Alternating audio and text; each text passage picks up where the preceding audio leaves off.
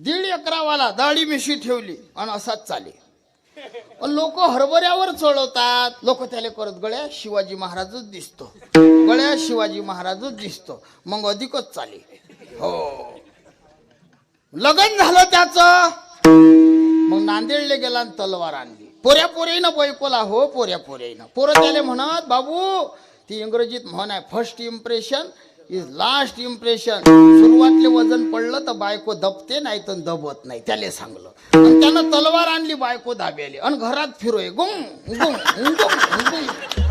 अरे आणली तलवार तर गलीत जाय ना उभा द्या.